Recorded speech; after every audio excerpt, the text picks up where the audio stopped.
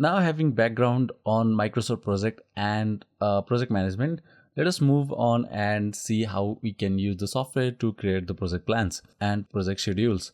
When you first open Microsoft project, you will see the main interface, which might seem a bit complicated in the beginning, but don't worry, we'll break it down step by step. The interface is divided into several key areas that you will be using frequently.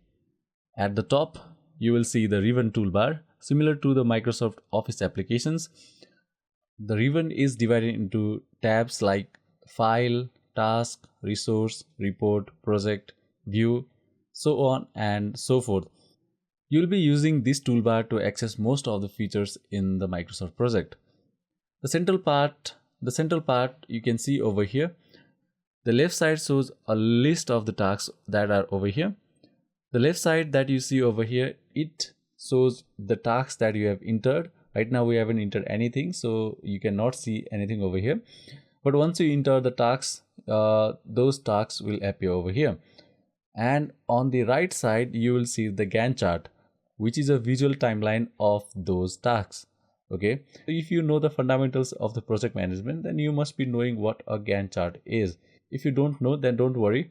We'll see what a Gantt chart is, and we'll also know how a Gantt chart is created in Microsoft project. Okay, so Gantt chart basically helps you to see how tasks are related and how they fit into overall project timeline. And on the bottom left side, you can see how the new tasks will be treated.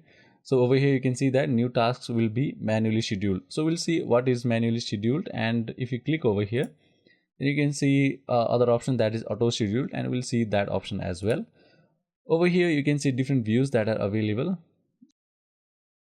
Once you know the basics of the Microsoft project, then you can check what these options actually do. On the far left side, you can see it's written Gantt chart, and if you right click over here, and you can see a menu that has got different views.